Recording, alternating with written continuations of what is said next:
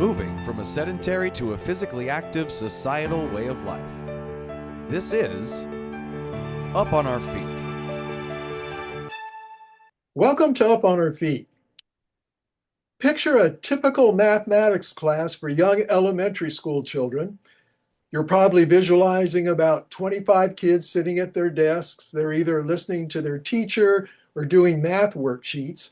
The kids are fairly quiet and there's very little noise to disturb them. Well, this wasn't what you would have seen over a 2-year period for 36 elementary school students in a study that examined the impact of physically active math lessons on the children's cognitive skills and academic performance. In fact, there was quite a bit of physical movement and accompanying noise. And the results of this approach? For that, and the study itself, we turn to Professor Daniele Magistro of the Department of Aging and Dementia at the University of Southampton in England. Previously, Professor Magistro was a senior lecturer in physical activity and health at Nottingham Trent University, which was when he was involved with our study. Professor Magistro, it's nice to have you with us. It's really nice to be here. Okay, thank you. So before we get to its results, first, what was the purpose of your study? What were you looking to find out? But the main idea is how to make children improve better at school, like spending better time and quality of time at school. And we know that sitting too much is not ideal for anyone, especially for that age. So the main idea was try to understand, can we make the lesson more physically active and on the same time without losing the content of academic content? So because we know children in school need to learn. So we try to combine these two elements, the physical activity, so reducing the sedentary time at school, plus not losing the academic content. And in this case, we use mathematics as a main academic topic area and physical activity. So we try to connect physical activity and the mathematics lesson. The main things to remember is that it's really important that we embed physical activity into the mathematics academic content. We just didn't use them separately. So the main work was try to combine these two elements together for an effective sequence of lessons for the students. Okay, then what was your motivation for doing that? Why did you want to have the classroom, in this case math, be more physically active? What's the reasoning behind that? The main reason, I'm coming from a background on sports science background. So the main reason, we know that physical activity is good for health.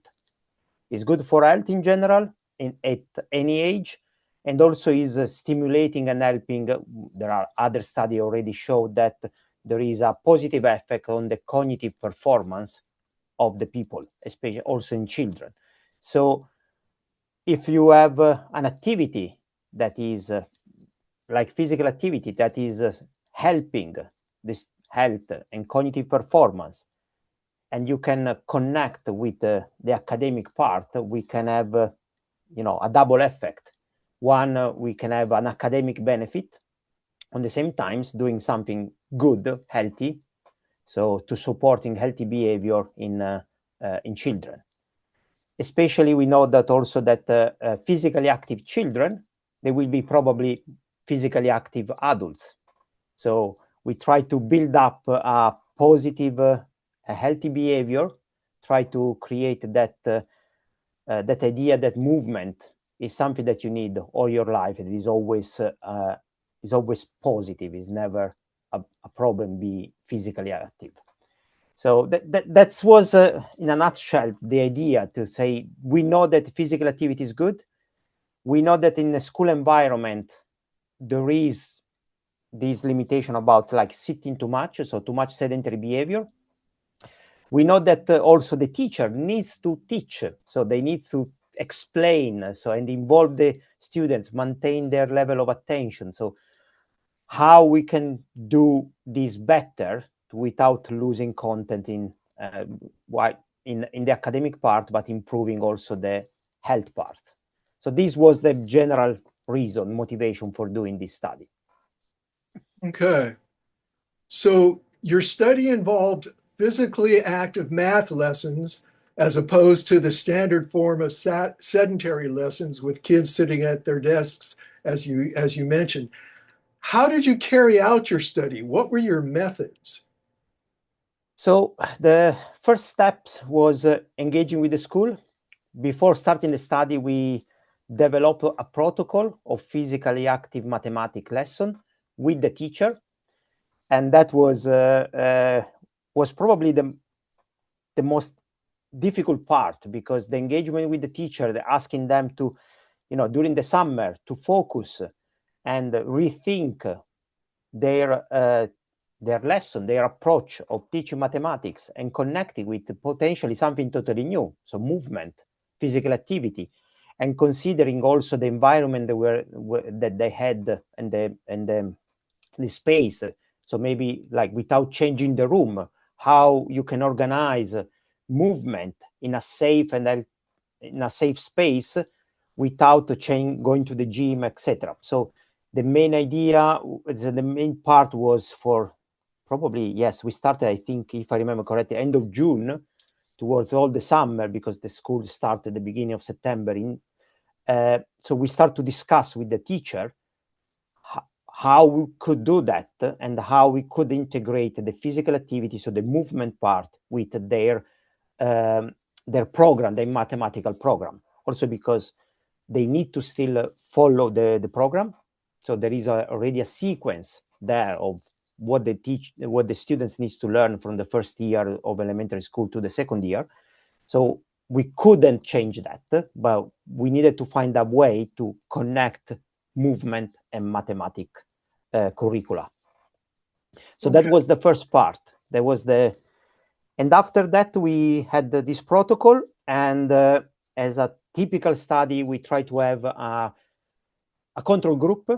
So we had two groups of students. One was doing the physical active mathematics lesson. The other group was following the normal curricula for mathematics and physical activity. And of course, we were able to randomize a bit the classroom. So the students, the participants were randomized based on the classroom, not at individual levels, because we couldn't mix, having a change a classroom will be complex, especially because the study was in Italy, and the class, so the group class is fixed for the 5 years. So students don't change their friends and their group. So we need to consider that element. So we found 4 classes, they were happy to participate. The head of the school gave us a lot of support. The teacher gave us a massive support, especially physical activity teacher and math teacher, because they were working together to try to make all of these efficient and meaningful. So the main effort for us was discussing with them and start to organize with the teacher and with the school this experiment, we can say, this project. Okay, so you said you worked with the teachers, and I assume they had not done anything like this before. Is that correct? Yes. So especially for mathematics teacher, one of the main difficulties, they didn't have knowledge or specific knowledge of physical activity curricula. So what the children of that specific age should do for physical activity. So like, for example, developing gross motor skills related to coordination, also related to spatial temporal movement, etc. So my work was, together with my colleagues, was try to, based on their understanding of math, connecting with the movement part, and explain them what was our idea of physical activity for that age, and how we can combine movement and mathematics. So for example, if they are using addition, how we can use the body to learn addition, and how a physical activity exercise can help the children to embody in some way the concept of addition with the concept of movement and space and coordination with other children. So the main challenge was also try to do explain and in some way teaching to the teacher certain parts they were not used to teach and how to combine them. And that was really, really fascinating, because I learned also a lot about how to teach mathematics. That is something that I'm not able to do. Okay, so can you give us an example or two of the types of physically active learning activities that the kids did that was part of the curriculum?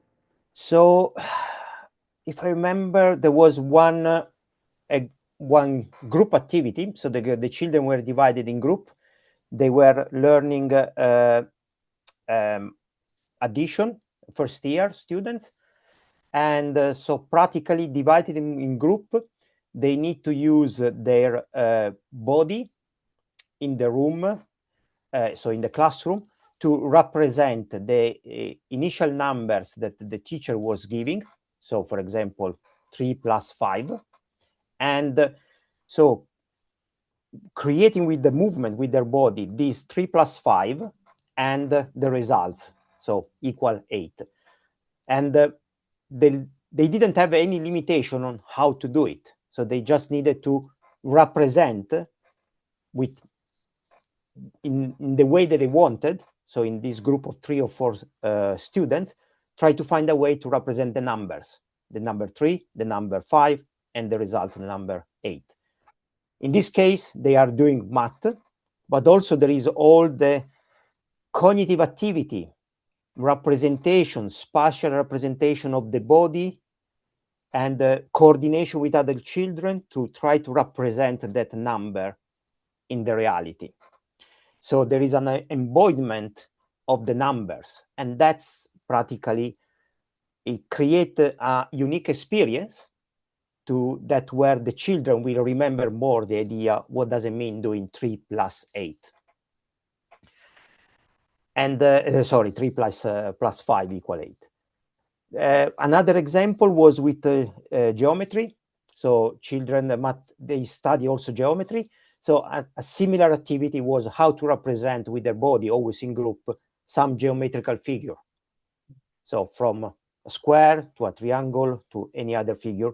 And what is happening if you take one children out, for example, from the figure. So how to maintain the shape of the figure if you are 3 in a group, or 4 or less. So that's the idea. These are some examples that we had a full protocol for 2 years of lesson.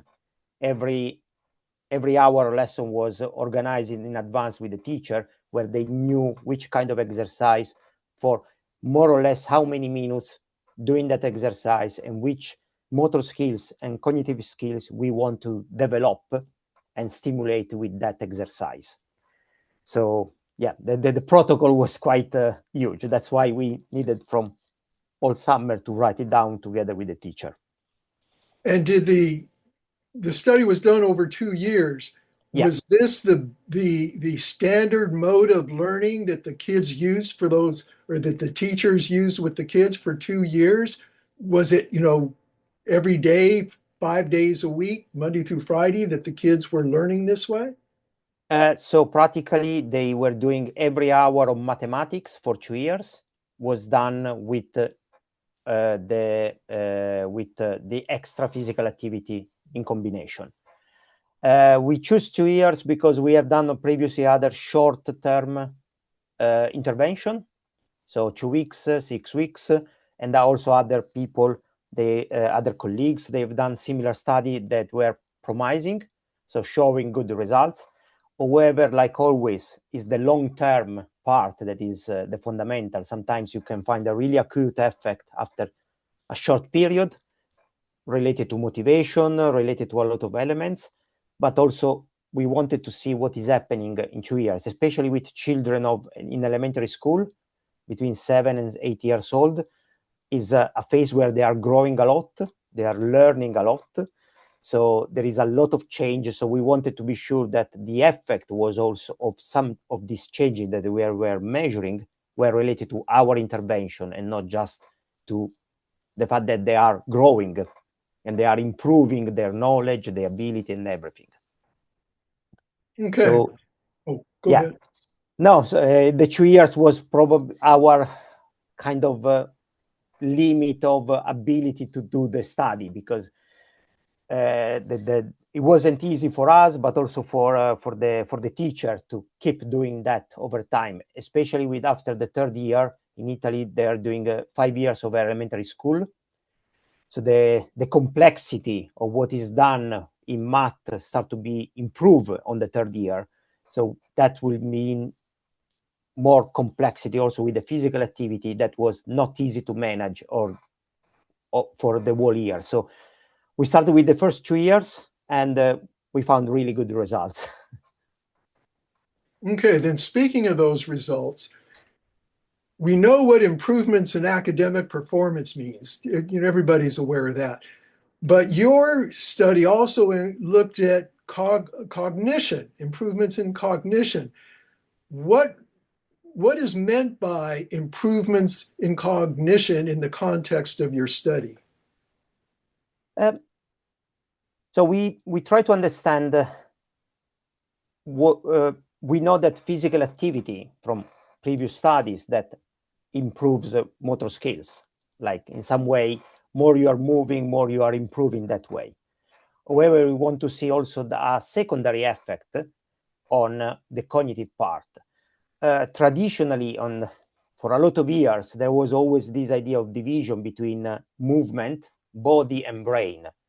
But in reality, when we move, we use our brain and our cognitive function. When we move our body in the space, when we coordinate our movement, when we play with other children, we use all of this is done through the body, but is organized by our cognitive function. So the idea was try to understand if this activity has also a positive effect on cognitive function. And we decided to use, if I remember correctly, to measure the general executive function, especially probably memory and attention, verbal fluency, and memory recall. And if we think about them, these are the kind of cognitive skills that a child is using at school. Working memory, to listen, to memorize elements, to re-elaborate information, and after giving an outcome. That is something that all of us, we are doing continuously. Attention, fundamental for understanding what is happening and listening what is happening in the school. Verbal fluency, about vocabulary, about the ability to express themselves. And memory recall, to be able, like short-term memory, also long-term memory, to understand, to see if they memorize more something, some knowledge or not. So these we decided were the general cognitive skills that were fundamental for children at school. They are fundamental for everyone, but we couldn't measure everything. So we just focus on these 4. And we have seen a good change. And the interesting part was that all the children improve, because as I said before, they are growing. Also the children in the control group were improving in these cognitive skills. However, the children that participate to the intervention, to the physical activity mathematics lesson, they improved more. So that's the interesting part. So school has always a positive effect. Be a school, be cognitively engaged, study, learning is a positive effect on our cognitive skills. However, our intervention showed that this improvement was higher in children doing the physical activity mathematical lesson. And that was I think is quite positive elements. Also, if we put that in connection with the improvement in physical, in gross motor skills. Okay, so the results were then the more physically active the kids were, the better the improvements in cognition. Yeah. And I believe you also had the same results with academic performance. Is that true? Yes, it is. What we measured in this study wasn't specifically academic performance, but was mathematical ability. So their mathematical ability was higher at the end in the intervention group than the control group at the end of the 2 years. We couldn't measure the academic performance. That's due to the fact that in Italy there is not a standard way to measuring academic performance over the 5 years. So each school, each teacher use a different approach. So we cannot compare children from different classes or different schools. So the comparison cannot be made in that way, but we tested their mathematic ability, general mathematical skills. And so the intervention group showed better performance at the end of the 2 years. Okay. So your study's results are really promising regarding physical activity being a viable, productive mode of learning mathematics for young elementary school children. Have you thought about the implications of your study and its results not only for math, but for learning in all subjects and in schools everywhere? Yes. So this is, as you say, these results are really important in my opinion, because we show that in a long term, this combination between movement and learning through movement with the movement is as a positive effect. We also have done a small short-term study, like if I remember correctly, 4-6 weeks with English language, so the second language, and we found a similar positive effect. So I cannot say that, but I think that if we are able to connect the learning, any topic with movement, when it's possible, that can improve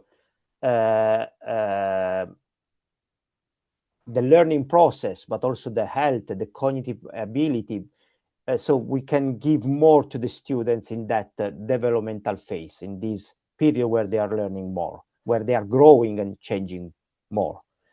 And one impact is potentially try to rethink how we teach at elementary school, how we can improve, for example, cognition by adding movement, but without reducing the academic time.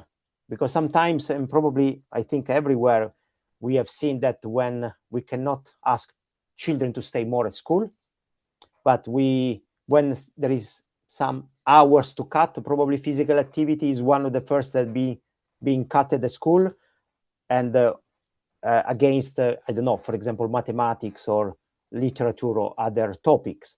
So the idea, if we combine them, we don't need to reducing academic time. We don't need to reduce the time, the focus on one or another topic. Of course, this means also rethink how we teach, and that means potentially new training. So learning a new method for teaching. And one of the challenges also how to introduce these in a bigger scale. So, for example, a school level or a regional or national level. And that is also related to space, resources, the ability of the teacher in that moment. So that means creating new training, new opportunity to learn for the teacher to how to apply physical activity, physically active lesson, for example. But I think this approach can support an idea of holistic development of the person, of the child. So you have the academic part that is a core element for anyone. Any parents want the children learning at school, but also we can give the improvement, support for the cognitive part and for the physical part. So it's a kind of, yes, an holistic point of view. So instead of focusing only on, okay, academic is the priority, but we can support all the rest all together. And in my opinion, if a child is growing and learning this way, will be, in general, a more physically active adult, will learn better, will be happier on learning, and probably continue to learning over time. Okay, so you're really saying that if schools were to take this kind of approach, you have kids that'll be smarter, kids that'll be healthier, and kids that'll be happier, yeah? Potentially, yes. I would say, if I think about, no, I went to elementary school years ago, but I think a child that is learning, but on the same time is moving, not sitting and just passive in listening in a passive way.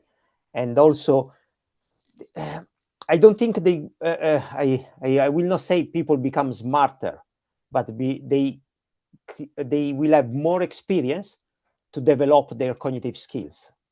So it's improving the number of experience that we can give to the children to make them more able to manage what will happen in the future. And from this kind of holistic perspective. So yes, potentially we can say healthier, smarter, and with more, with higher academic skills at the end, potentially. Okay, do you have any thoughts then about what it would take to make this transformation to physically active learning possible, so school children everywhere could have these kinds of experiences and results? I think it's possible, probably not in a really short term, but one thing is probably start to change the idea on how school is, how elementary school should be organized and managed. So more a kind of policy level. Try to think about like that physical activity, being physically active, moving is not negative. I heard over time, a lot of times, that oh, if a child, if a person is doing sport instead of studying, is wasting time. And in my opinion, is a wrong perspective. Is investing time in improving his body and also his cognitive skills, everything. So I think should be an initial change of attitude from government, from schools, from everyone, from the parents, to see the positive effect of physical activity that is absolutely clear in literature outside also of the school. Being physically active is positive for children, adults, older adults, for anyone. There is no negative effect on being physically active. And that can be added to the maintaining a really good level of academic achievement and supporting cognitive development. So if we change the mentality in policymaker, in the how we think about school, probably this is something that can happen in the next years. Of course, it means new investment in school from any government everywhere in the world. So more investment in education, in the space of education, in the material for education, because that means if we need to rethink the way we are doing, we are teaching in elementary school, we need also rethink about the spaces and the timing and everything. So it's a long process, feasible, but I think the first step is changing attitude towards the idea that physical activity is kind of a waste of time compared to if I spend a few hours in being physically active against spending hours of the same amount of time in studying a language or mathematics or whatever it is always better than being physically active. That, I think, is something that if we change that and we start to rethink on this, we can improve the situation. Okay. Final question. Over the course of your professional career, and with all the research and studies and programs you've done regarding the impact of physical activity on cognition and academic learning for school children, in the big picture of things, what's the big message, the big takeaway, the major conclusion you've come to?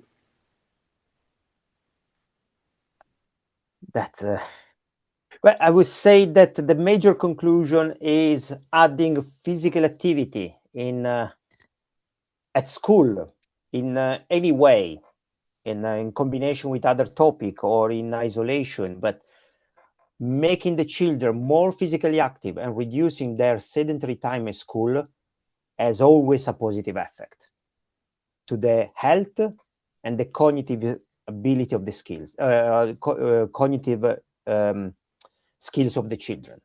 So the main message is we need to make them more physically active because there is only benefit on that. Okay, well said. Professor Daniele Magistro of the University of Southampton in England, thanks for being with us on Up on Our Feet. No, thank you very much for inviting me. It was a pleasure to speak with you.